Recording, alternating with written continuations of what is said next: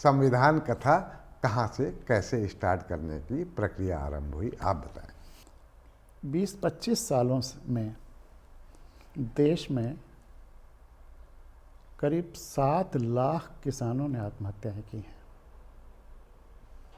गांव में अब बेसिक प्राइमरी पाठशाला में दर्जा 5 तक की पढ़ाई जब मैं कर रहा था, स्कूल की बिल्डिंग नहीं थी, बोरा जोरा लेकर के स्कूल जाते थे। लेकिन मेरे पिताजी गांव के प्रधान थे। 47 से लेकर के 74 तक, जब तक उनकी डेथ नहीं हुई, वो प्रधान रहे। मैंने देखा है कि पिताजी किस भाव से गांव के हर आदमी की देखभाल करते थे,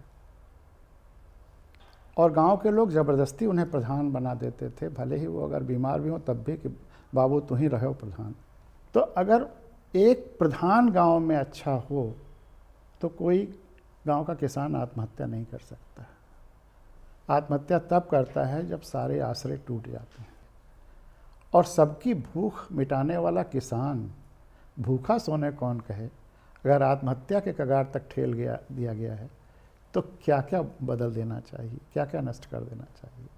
मैंने सोच रखा था कि जैसे ही नौकरी के बंधन से मुक्त होऊंगा, गांव-गांव जाकर कम से कम यह कोशिश करूंगा कि अच्छे किसान, अच्छे लोग प्रधान चुने जाएं, जो संवेदनशील हों, जो सबके सुख दुख में काम आएँ, तो किसानों की आत्महत्याएं रुक सकती हैं। और हम देखते थे कि पिताजी गांव के किसी को कोई मरनी जीनी हो, अपने पेड़ कटवा करके उनको दे देते थे, अपनी ज़रूरतें उनको। गांव का कोई व्यक्ति बीमार हो जाए तो हम लोग रहते थे गोरखपुर में, वो जब 6 के बाद 12 तक गोरखपुर आ गया था, तो वहाँ से बीमार कोई हो तो हम लोगों के पास ले आता था। हम लोग पढ़ते समय 2 कमरे का मकान था, उसमें और लोग आ जाते थे तो चारपाई के नीचे सोने की नौबत आ जाती थी, लेकिन अगर भाव है तो देखभाल होती थी। तो ऐसे लोग प्रधान चुने जाएं, इसके लिए जा कर के हम लोगों ने कहानी बताना शुरू किया, और ये कि आप अच्छे लोगों को कैसे चुनो। और 73वें संविधान संशोधन के बाद गांव पंचायतें अब एक सरकार बन गई हैं, तीसरे स्तर की सरकार। जैसे केंद्र सरकार है, राज्य सरकार है, वैसे पंचायतें 29 विषय संविधान में दे दिए गए हैं। तो उनके में अगर लोग सही तरीके से गांव के प्रधान चुनने लगे तो परिवर्तन आ जाएगा। और ख़ास करके 2 बातें अगर और संविधान के 73वें संविधान संशोधन के बाद आ गई हैं कि सारे फैसले गांव के लोगों को एक साथ बैठ करके करना है, ना कि प्रधान को। प्रधान फैसला करने वाला नहीं है, वो केवल इम्प्लीमेंट करने वाला है, जो गांव के लोग फैसला करें। छोटी सी बस मैं खत्म। हाँ, एक छोटी सी नहीं, डेमोक्रेसी की नींव है। नींव हमेशा छोटा होता है। माइक्रो लेवल पे एटम। हाँ, एटम बिल्कुल एटम है। तो वहाँ पे ये दे दिया गया है कि सारे फैसले गांव के लोगों को करने हैं।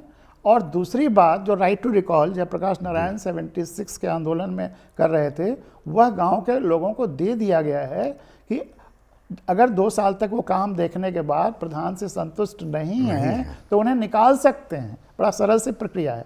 तो ये सब बातें जब बताना शुरू किया तो लोग ऐसे चौंके कि जैसे संविधान क्या है, 73वां संविधान संशोधन क्या है।